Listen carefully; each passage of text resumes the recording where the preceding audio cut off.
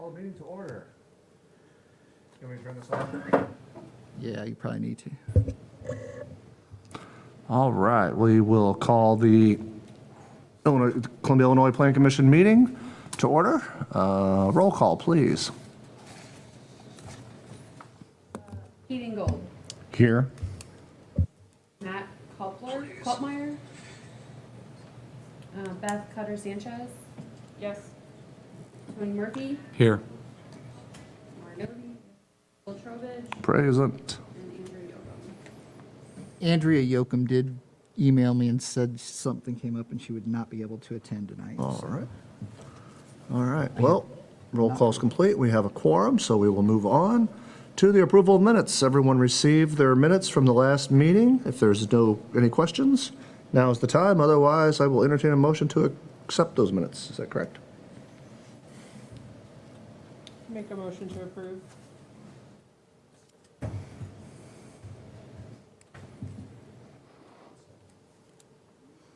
We have a motion and a second.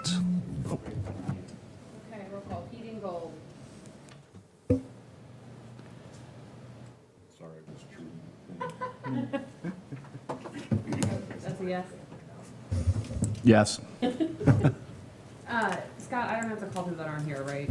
Correct.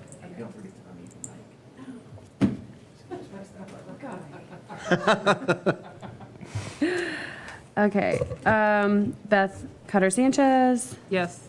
Tony Murphy. Yes. Lauren Noby, yes. Will Trowbridge. Yes. Okay. All right. We do not have any public comment tonight or public hearings, correct? That is correct.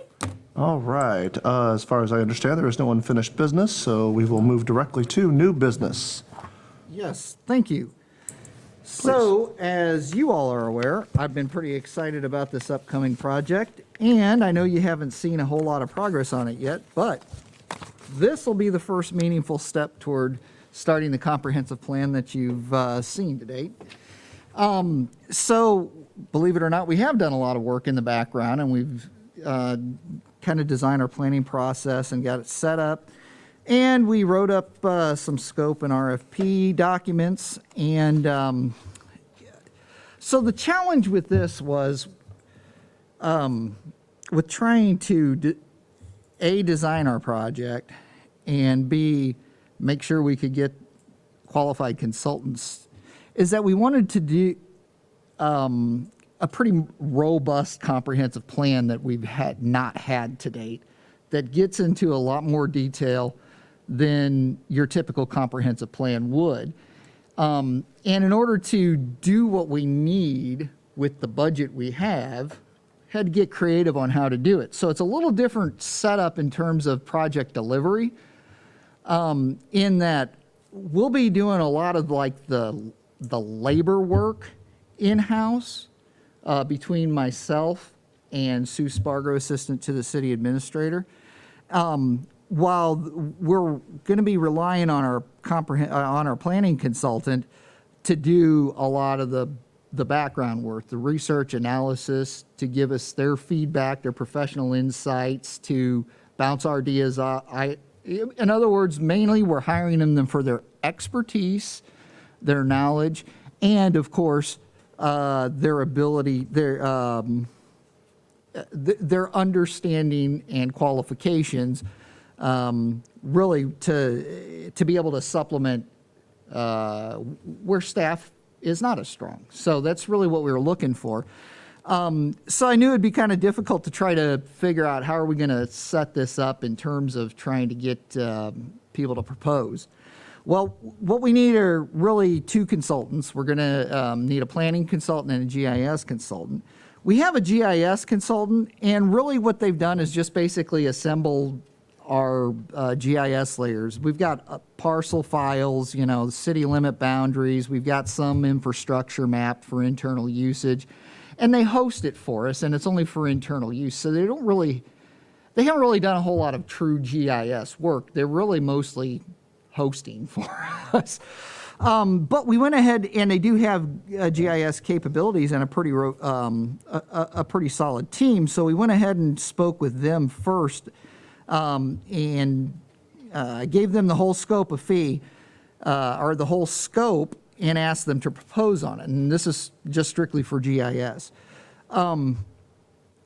So we went there, but then when I was, we did the RFP and I sent it out to people who I actually know could A, handle all of the scope, which it's a pretty diverse scope, and B, to firms that I have some sort of relationship with, only because of that project delivery relationship and knowing that not everybody's going to be willing to do that. So I had to kind of find people that I knew were capable, could handle the whole scope, but would always also be willing to work under a kind of an odd project design. So at any rate, so with that in mind, so we released the RFP and we sent it out.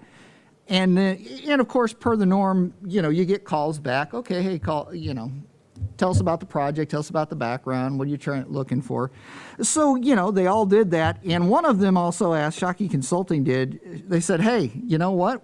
When I talked about the GIS consultant, they said, we've actually already have a fiscal impact model that we've built. That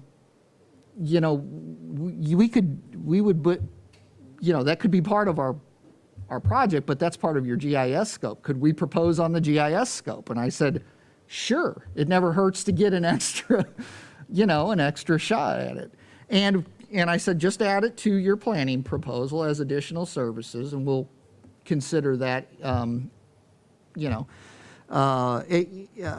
as well as the other proposal we received. So they did that. And essentially, based on the review, what we came up with, not only did overall we feel that Shockey Consultants submitted the best proposal, but we think they add some extra value to our planning process because of the fact that, A, they understand fiscal impact model. They already have one. They'll bring it to the table and they can do all the GIS, and they can do it for a couple grand cheaper than what our GIS consultant can do, which saves a heck of a lot more than $2,000 because Horner and Schifrin, who is our GIS consultant, would have had to develop their own fiscal impact model, and that would have required a lot of coordination and a tremendous amount of time on staff, city staff on top of it, because we're the ones that have to tell them, they are GIS. They don't know all the inputs that would have to be calculated. For example, fiscal impact, what we're talking about are revenues, what kind of revenues would be generated if we develop for example, the main intent in the comprehensive plan would be to develop different future land use scenarios for development and do a fiscal impact assessment on those so that we can see how much is the net benefit to the community based on revenues received and expenditures and services provided, to get so that factors in to the decision-making process. Not drives it, but at least that is known, so that way we can target a growth rate and strategies that we can actually sustain with, and we can afford to keep up at the levels of service that the community expects from the services that we're, sorry, Pete.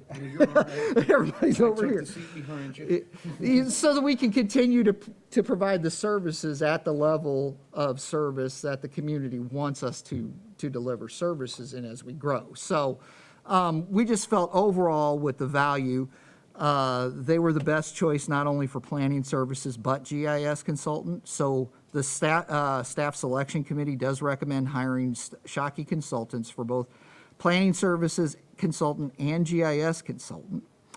And what we're seeking from the Plan Commission is just a simple motion and vote to endorse the recommendation of the selection committee. Absolutely. I'd love to hear any comments, questions you might have. I think what's very telling when you look at the score sheet, there's a lot of disparity among sorry, get better at it. I'll start over. when you look at the score sheet and you look at how each committee member ranked each firm, there's a lot of disparity among the group that ranked 3. And there's a fair amount of disparity amongst the group that ranked 2. There seems to be the most even and similar ranking in Shockey, which is interesting that everyone kind of was on the same page in their review of their proposal, and everyone was very much not on the same page for the other 2. I think that's very telling. Yeah, and if you Yeah. look at it, so that's one reason why, when I do this, I total it everything up so that you're using a total score, so that one person's score, I mean, they're not looking from a different perspective at one proposal, from one proposal to another proposal to another. They're looking from the same perspective. So at least then you know they're on even keel individually for each reviewer, that they're looking through everything at the same, so that you don't have to worry about things, it's just a total score at that point. But what you will find, though, if you look at, while there are some disparities, we were very consistent in the way we viewed it, in that the top 2 were everybody's top 2, and the bottom 1 was everybody's bottom 1. Yeah, and I'll be honest with you, it was a little bit of a tough choice between the 2 top firms, and there are a couple determining factors on that. Number one, we felt with the services that Shockey could bring to the table, that the GIS, in particular that fiscal impact assessment, would be better integrated into the planning process, rather than having to rely on somebody else's work to draw your own conclusions. They get it. We'll help them figure out, like the local tax rates, and we'll provide them with that information, but they just plug it into their model. So, there's that. The other thing is, unfortunately, while Vireo and I would love to the chance to work with them again, the problem is with the budget that we are constrained with is that they weren't able to really do much in person. Everything was going to be remote since they're not a local firm. And while I think here in the age of COVID, we've kind of learned to do things like that, there's certain things that I question how effective it would be, and the committee questioned how effective it would. For example, in doing a park facilities master plan, how do you really do a comp plan if you're not even coming out to see the specific facilities that you're planning for? So, while I think they could do it, and while, they were, we being the city side of things, we would be marshaling the volunteers to go out and do a lot of stuff to help out. I just think it was kind of a swing and a miss to not have anybody here at any time of the project. Project travel was not included in their proposal? It was not. Okay. That was actually my number 1 question. Yeah. I'm sorry, How far is Lenexa, Kansas? That's about 4 hours, 4.5 hours. Okay, but they are gonna, It's Kansas City, just. but they are gonna come here fairly often, I'm hoping. Who? Well, Shockey has a. Shockey has a local office. in Oh, Kirkwood. I did not know this. Yes. Okay. I saw their thing was based in Lenexa, but I didn't know about Kirkwood. Okay. So you might see a pattern there. So as you know, I was a planning consultant for 10 years. I worked with firms that are from around the country. Being in Kansas, we had a lot of firms that we worked with from St. Louis and from Kansas City. And a lot of them had offices where I lived in Wichita. I had not worked with I-5 previously, sorry. But I know Stephen, and I know and I know what he's capable of. In fact, he was the first person in industry I met when I moved back to St. Louis, because he was connected. I was introduced to him by Steve Rhodes, who works for Vireo. So it's a little, point being is, I went with all St. Louis presence, one with an office in both locations, and one that was not at all, to kind of get a mix and to see who could really throw a good proposal at us. And it turns out that in the committee's judgment, it was shocking, the one that actually has office in both. I don't think that has anything to do with why it was better, to be honest with you. That's just the way it worked out.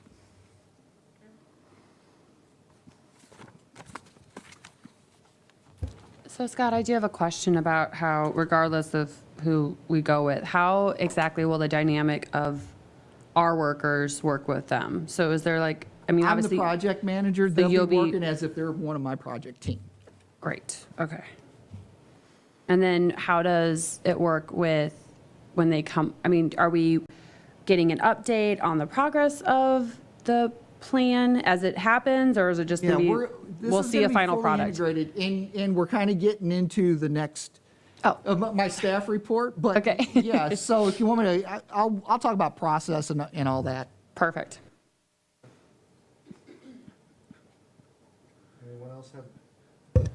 Anyone else have any questions, concerns, anything regarding the staff presentation or recommendation? If not, we will, what's the word I'm looking for? Entertain. Entertain, thank you. That drew a blank. Entertain a motion.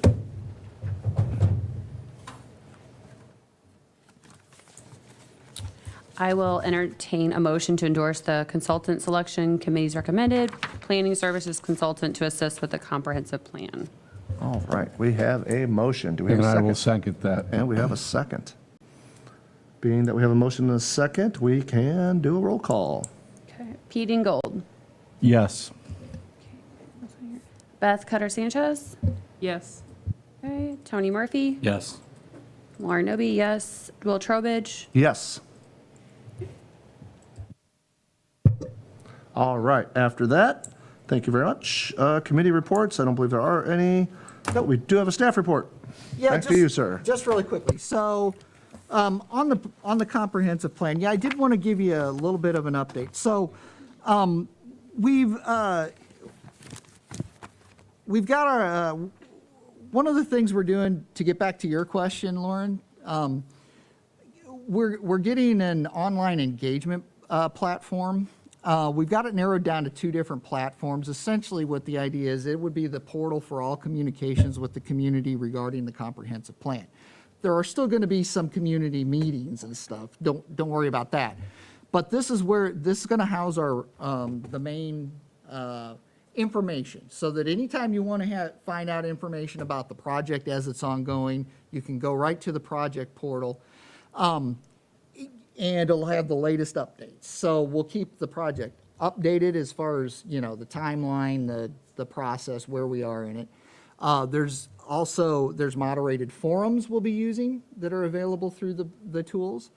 There's maps that we can post that allow you to put different comments on it. You can select different symbols for what kind of, like if it's a, let's say it's a park suggestion. We should have a park here. You'll be able to put it there and even type in and put a comment on it. And it's drag and drop and real easy to use. And like I said, there are icons based on the different type of comment you're leaving.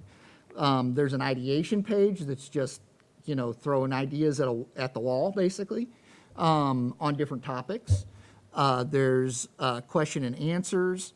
You can sign up to get regular updates by, I don't remember whether it's by email, text, or maybe you have the option to choose. What else is there? You post any project documents, like draft documents or what, for review, and then you could even do a forum. Hey, let's hear what you have to say about it. You can do surveys or polls right out of the platform. It's kind of got an integrated SurveyMonkey sort of thing. So we've got it down to 2. We've got a demo and a discussion on the second one tomorrow. But this should be in place, and we'll get everything up and running as quickly as possible as getting our consultant on board.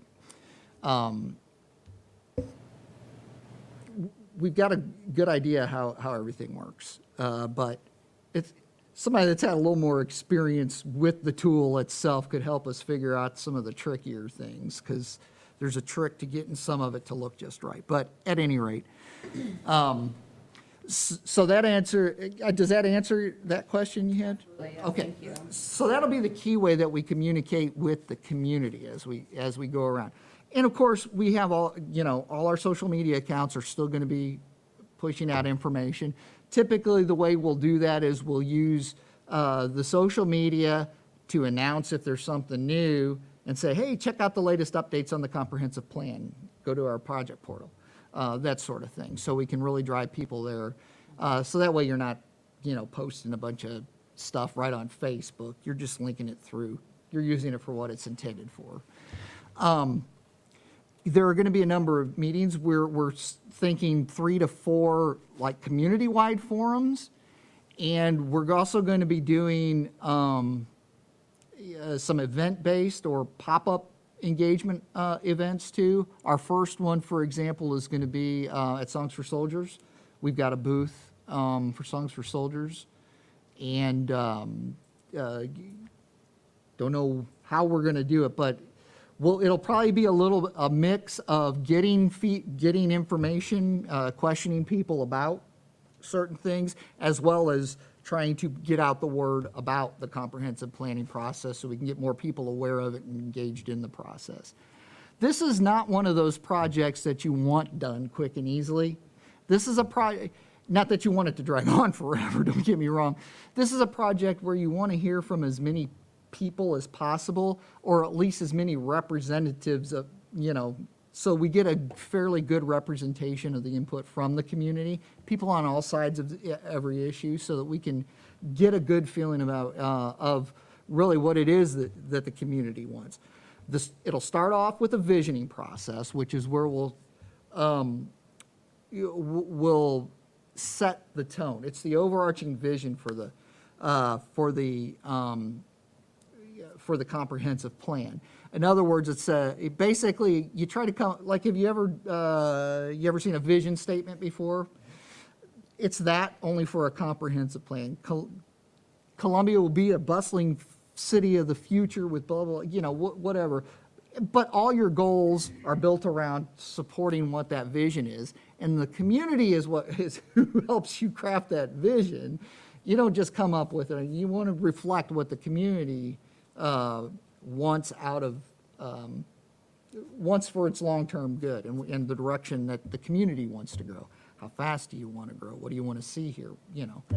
The sorts of things we talk about all the time, but not everybody does. So it'll start off with that, and then based on that, then and ongoing through the whole time will be the project portal for any communications and whatnot. The first thing, basically the first step is gathering all your data, all your background information, your historic documents, you're pulling it all together, looking at your historic growth trends, population, different demographics, et cetera, to figure out where we were, where we're going to be. You project the rates into the future so that you understand, okay, well, 25 years from now, we can expect our population to be, and I'll just say 20,000, just throwing out a round number there. And so then what you do is you align the community to meet the population of your that you're projecting, and you figure out how do we want development to occur to accommodate those other 9,000 folks. Where do we want to put them? How dense do we want it to be? What kind of services are we going to need to provide? Where do we need our roads? Where do we want parks to support our growing population? Figure all that out. We run it through the filter of community engagement, and we try to come up with as close to a consensus as we can. Then it's time to start working on implementation. And implementation is where we start putting those, part of the land use, the previous stage is also that fiscal impact assessment. Because you want to be armed with that knowledge as you're finalizing, so that as you're finalizing your future land use. So that way you have an idea also of what kind of costs are involved around what the community says it wants. So in the implementation portion, then we figure out, how do we get you what you're asking for? Whether it's growth policies, okay? Whether it's budgeting, we have to know how much staff we need to make sure we continue to provide the services as a community. How many, what kind of parks are you going to want?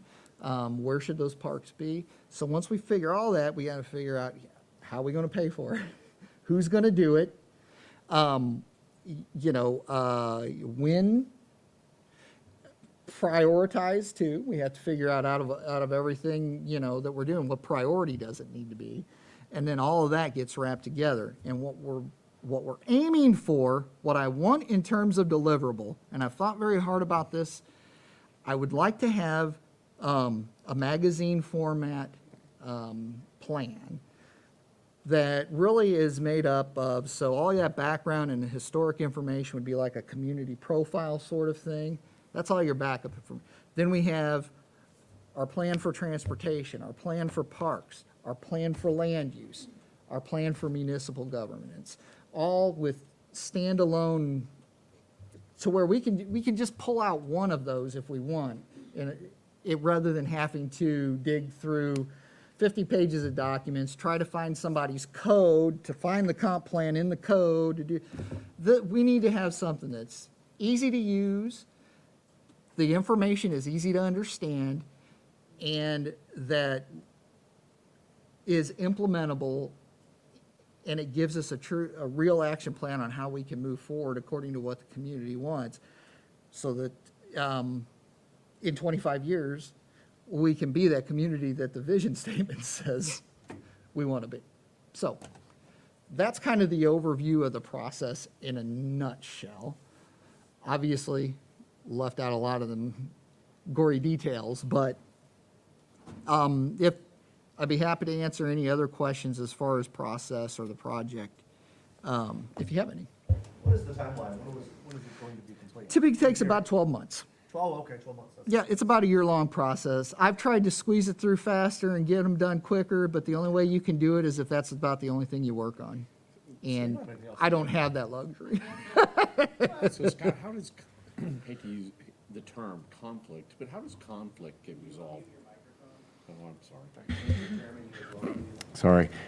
So how does conflict get resolved during this 12 months? Because that was my kind of question. Is it reasonable, 12 months? Could we, but what happens during conflict, I guess?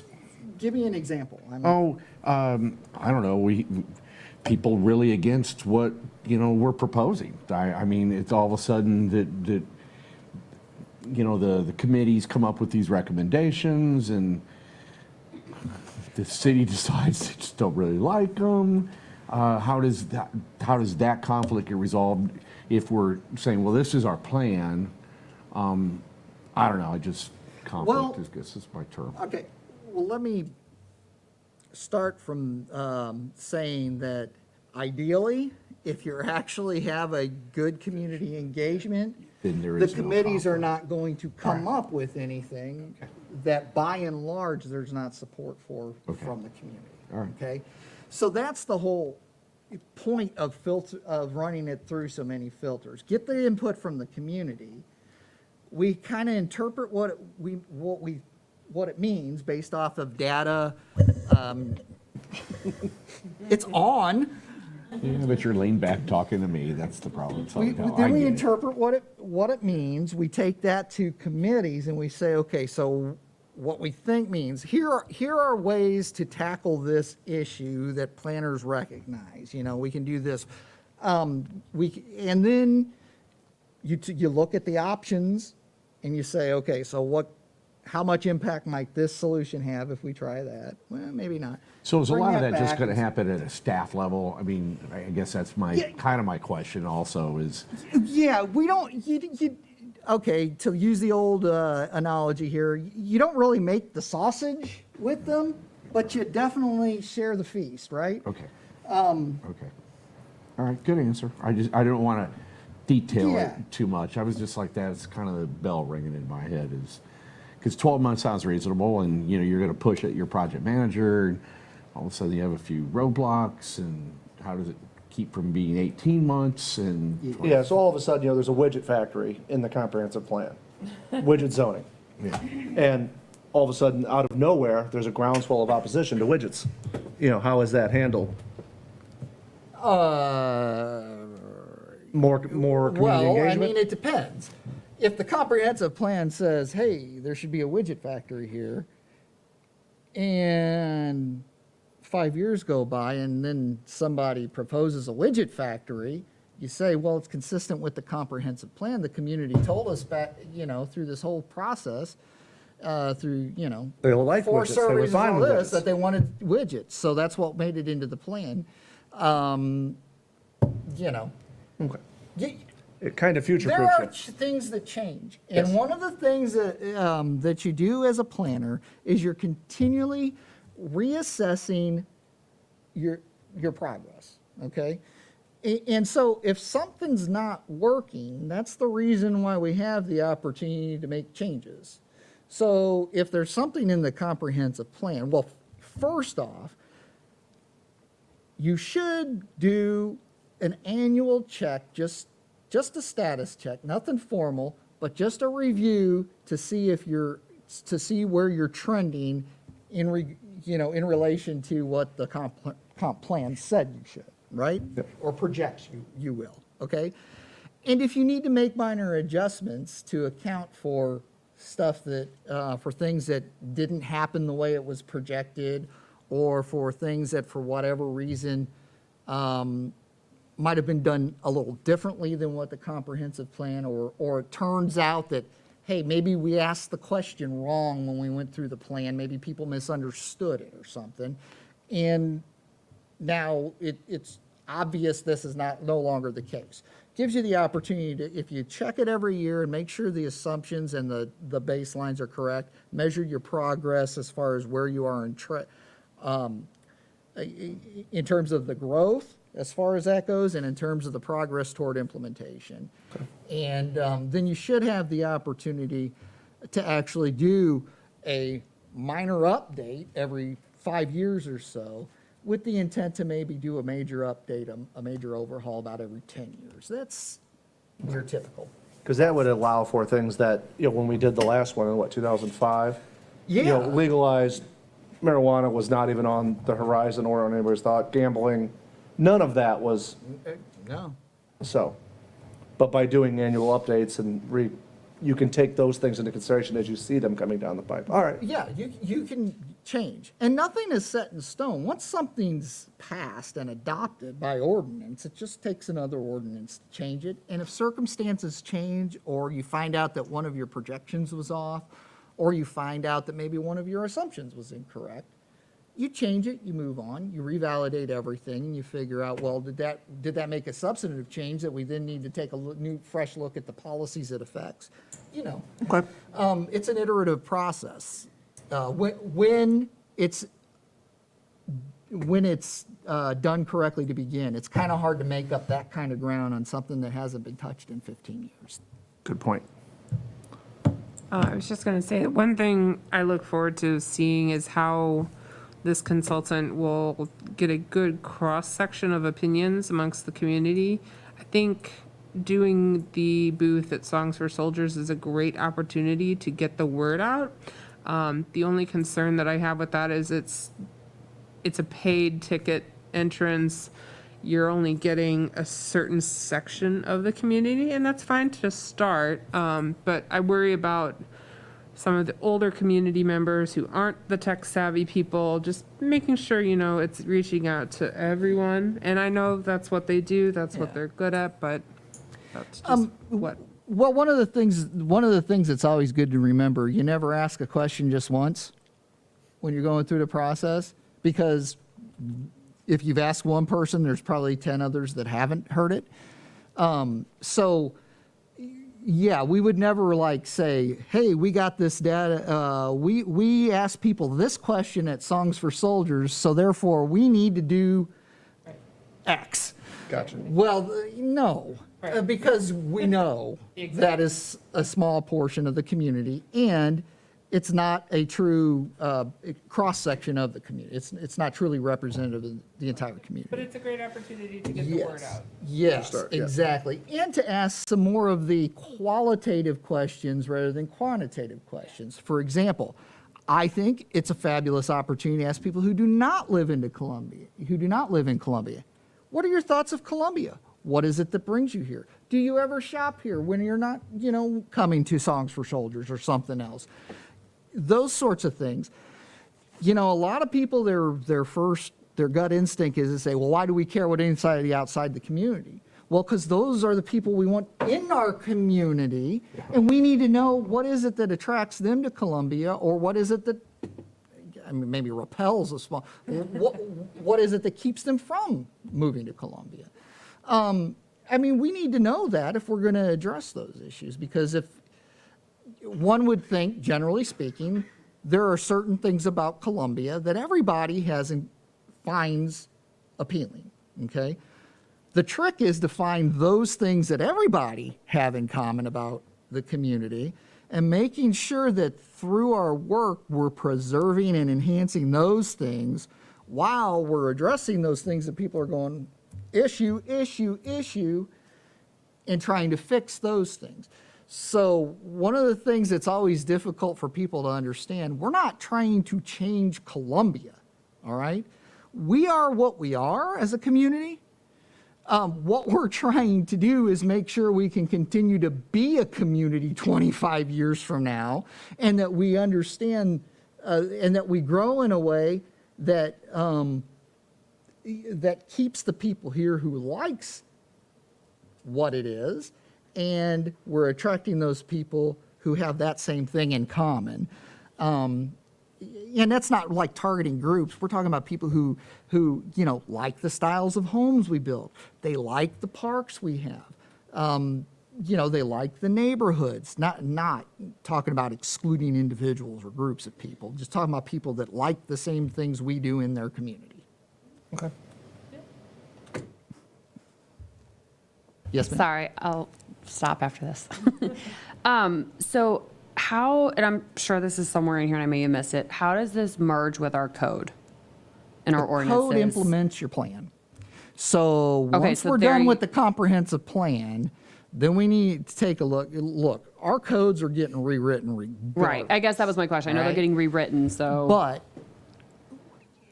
as I found out in trying to, when I was kind of tasked with putting the cart before the horse with a zoning code update, and I was like, do I know we have a couple problem issues? Yeah, but how do I completely rewrite a code when all I know is these 2 or 3 little problem issues that needs to be fixed?